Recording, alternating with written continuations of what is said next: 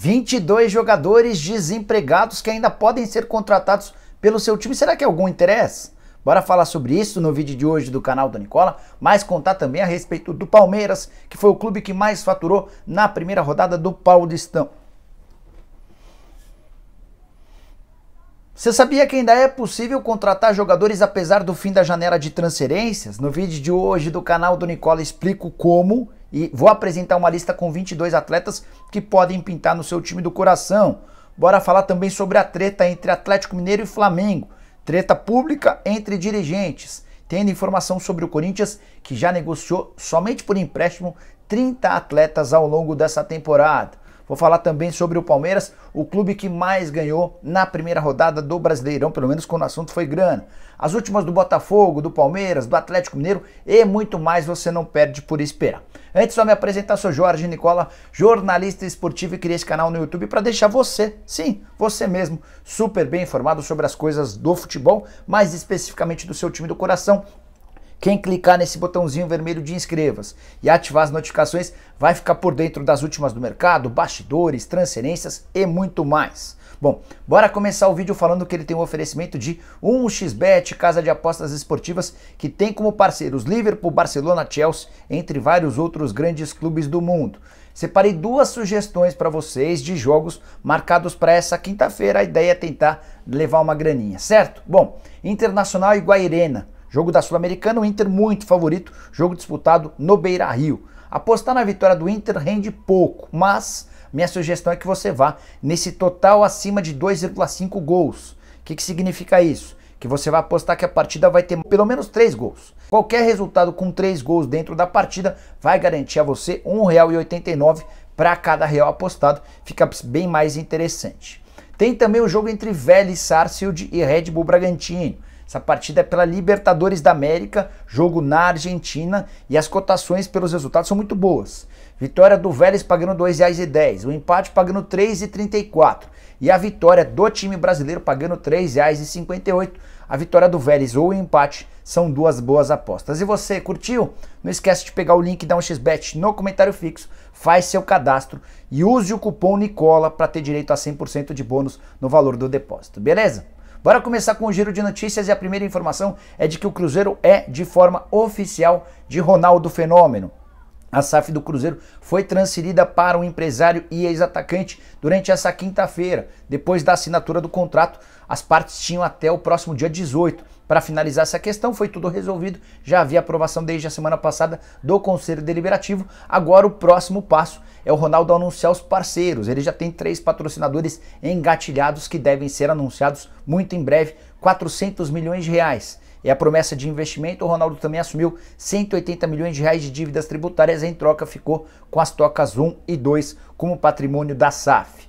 Bora falar agora a respeito de Zahavi, atacante israelense na mira do Botafogo, jogador que fez muito bom jogo nessa quinta-feira, apesar da eliminação do time dele. O PSV caiu para o Leicester, derrota por 2-1 de virada. O Zahavi havia aberto o placar, o Leicester virou e eliminou o PSV da Conference League.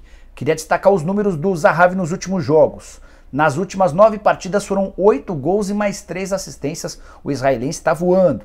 Por falar em Botafogo, quero contar que Vitor Cuesta foi apresentado nessa quinta-feira e prometeu o seguinte, abre aspas: estou aqui para buscar o meu melhor futebol, fecha aspas. Bora contar um pouquinho sobre o Atlético Mineiro, que repudiou ofensas contra o Godin. Torcedores do próprio Galo foram ao Instagram do Godin e xingaram ele de tudo quanto é nome depois da atuação ruim do atacante ou do zagueiro uruguaio no confronto contra o América. O Atlético foi bastante veemente nessa manifestação e eu acho que o Atlético está coberto de razão. Para completar sobre o Galo, contar que o Hulk não enfrenta o Atlético Paranaense desse final de semana na Arena da Baixada, tudo porque ele foi liberado para acompanhar o nascimento da filha. Esse nascimento vai acontecer em Miami. As últimas do giro de notícias envolvem Abel Ferreira, técnico do Palmeiras. Ele vai receber nos próximos dias uma homenagem como cidadão paulistano. Um vereador palmeirense foi quem iniciou esse projeto e está colhendo assinaturas entre outros vereadores. E por último, Abel ironizou a declaração do Guardiola. O Guardiola, técnico do City, demonstrou preocupação com o calendário no futebol europeu. O Abel, nessa postagem da reclamação do Guardiola, pôs carinhas de algo como se ele está reclamando de lá, imagina aqui. E a dança das cadeiras entre técnicos brasileiros continua gigante. Antes mesmo do início da segunda rodada já são 3 trocas. É que nessa quinta-feira o Goiás anunciou a saída de Glauber Ramos e a chegada de Jair Ventura. Antes do Jair já haviam sido contratados técnicos no Atlético Paranaense e no América. O Atlético dispensou Alberto Valentim e contratou o Fábio Carille. O América dispensou Marquinhos Santos e contratou o Wagner Mancini. Quem será o próximo demitido? Use o espaço para comentários para deixar seu palpite. Vamos ver quem manda bem de aposta. Bora falar agora a respeito da treta pesada entre Atlético Mineiro e Flamengo. Clubes que têm se desentendido desde a temporada passada. A Supercopa do Brasil desse ano chegou a dar mais uma tumultuada e nessa quarta-feira o rebuliço começou, tudo de forma pública. O Atlético, você sabe, empatou com o América 1-1 com um gol irregular do Ademir. A gente não tem VAR na Libertadores da América e não foi possível constatar que o Ademir recebeu em posição de impedimento. O Rodrigo Dunche de Abranches, que é o vice-presidente geral do Flamengo, usou sua conta no Twitter para postar foto do Ademir recebendo em posição de impedimento e usou a seguinte legenda: começou o ano 3 pontinhos. Sérgio Coelho, presidente do Atlético, respondeu de maneira forte. Nessa quinta-feira ele escreveu ou deu uma declaração com os seguintes termos, abre aspas: quando se trata de postagem desse vice-presidente do Flamengo, aqui para nós conhecido como bobo da corte, a gente já fica imaginando qual será a bobagem que ele vai falar novamente, que ele vai postar novamente. O Rodrigo usou sua conta no Twitter para rebater essas provocações e se referiu ao Sérgio Rodrigues como lacaio do Menin. Lacaio, para quem não sabe, é um subserviente, é um servo, alguma coisa nesse sentido. E ele quis minimizar a presença do presidente do Galo em relação ao Rubens Menin, que é o investidor do Atlético Mineiro. A curiosidade é que por trás dessa rixa, dessa rivalidade, há uma disputa pegada entre Atlético Mineiro e Flamengo que vão se enfrentar certamente várias vezes ao longo do ano na busca por títulos. E aí, quem tá certo? Use o espaço para comentários para também deixar a sua opinião, beleza? Quero falar agora sobre o Palmeiras, o clube que mais faturou na primeira rodada do Brasileirão, obviamente que com bilheteria. Na derrota por 3-2 pro Ceará, o Palmeiras embolsou livre de impostos R$1.090.000. Foram 27.100 pagantes no Allianz Parque para uma renda bruta de R$1,5 milhão. Tirando todos os descontos, sobraram esse R$1.090.000. O segundo time que mais faturou foi o Atlético Goianiense, que mesmo com pouca gente no estádio, foram 9.904 pagantes, pouca gente diante da comparação com outros estádios, mas o estádio do Atlético estava bem cheio. Esses 9.904 pagantes geraram uma receita líquida para o Atlético Goianiense de R$832 mil. O ingresso mais caro da primeira rodada foi justamente do Dragão. O terceiro clube que mais saturou na estreia do Brasileirão foi o Botafogo, que levou 34.344 torcedores para o confronto contra o Corinthians, derrota no Newton Santos e uma renda líquida de R$769 mil. Quarto clube que mais faturou foi o Atlético Mineiro, que recebeu R$650 mil, depois de levar 30.897 pagantes na vitória contra o Internacional no Mineirão. São Paulo apareceu no quinto lugar, R$355 mil de lucro, depois de 20.606 torcedores na vitória por 4-0 contra o Atlético Paranaense. Já outros 4 times registraram prejuízo na rodada de abertura do Brasileirão. O clube que mais pagou para jogar foi o Curitiba, que venceu o Goiás em casa e teve um prejuízo de R$106 mil. O Fluminense registrou um déficit de R$100 mil, o Fortaleza de R$92 mil e o Avaí de R$72 mil. O outro clube que eu não citei que foi mandante foi o Juventude, que enfrentou o Bragantino, teve uma receita pequena, inferior a R$100 mil. Bora falar agora a respeito de 22 atletas que ainda podem ser contratados pelo seu clube do coração. Antes é só importante te explicar como é que funciona essa história. Na última terça-feira se encerrou a janela de inscrições para contratações no futebol brasileiro. Então, se seu time quiser contratar um jogador de um rival ou um atleta do exterior, essa contratação está vetada. Só vai ser permitida a partir de 18 de julho com a reabertura da janela. Mas existem algumas exceções. Para não privar atletas que estão desempregados de se recolocarem no mercado, a CBF permite que jogadores que estavam livres até a última terça-feira sejam contratados. E é em cima disso, jogadores que estão sem emprego, que eu vou listar 22 jogadores que podem ser contratados.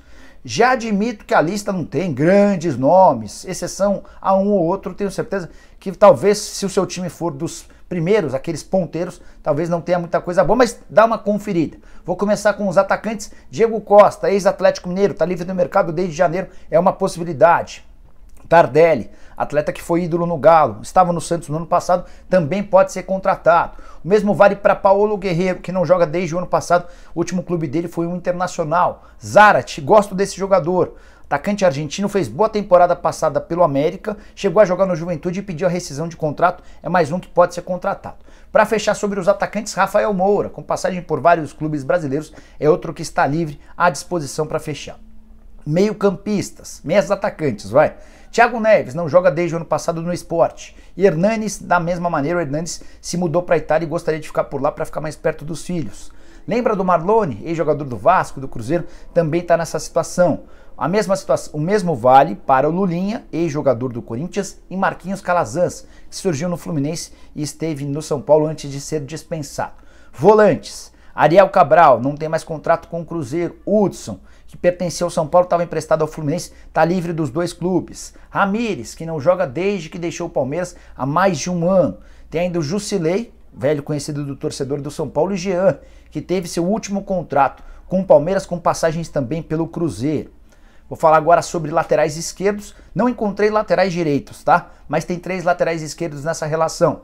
Márcio Azevedo, ex-atleta do Atlético Paranaense. Adriano, que jogou pelo Atlético Paranaense e também pelo Curitiba, com passagem por seleção, esteve no futebol turco. E Ramon, ex-jogador do Vasco.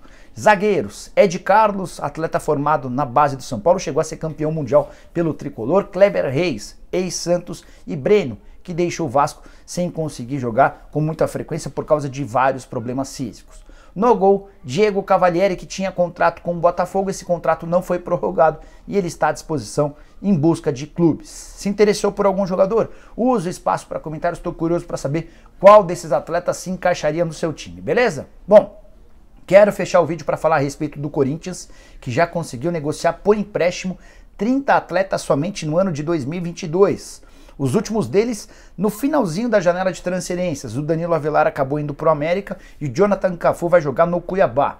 Nos dois casos, tanto o América quanto o Cuiabá vão ter a ajuda do Corinthians em relação ao pagamento dos salários. O Cafu ganha na casa dos 300 mil por mês, o Avelar ganha 350 mil e o Corinthians vai bancar 50% dos vencimentos. Bora contar que outros 28 jogadores também foram negociados. Vários deles bem desconhecidos, atletas que foram promovidos da base para o principal, estouraram a idade e acabaram precisando se reempregar. Vou citar alguns casos. Reginaldo foi para o Tombense, Mandaca para o Londrina, Rodrigo Varanda para Chapecoense, o Iago vai jogar na Penapolense, o Heitor Casagrande no Oeste, Igor Moraes no Remo, Thiaguinho, volante contratado há um tempão atrás do Nacional, vai defender o Botafogo de Ribeirão Preto, Caio de Luca vai atuar no Canelas de Portugal. Tem aí no Eduardo Tanque, emprestado para o Curitiba, o Matheus Davó, que já inclusive estreou pelo Bahia, fez bom jogo contra o Cruzeiro na estreia do Bahia, e o Matheus Matias, lembra dele, aquele centroavante contratado pelo ABC, já foi emprestado para vários times, vive os últimos meses do contrato, vai defender a Ponte Preta. Matheus Matias ganha 100 mil reais por mês, já está há 5 anos no Corinthians e conseguiu gastar todo o dinheiro, vai terminar o vínculo sem qualquer receita ou renda. Complicada a situação do Matheus Matias.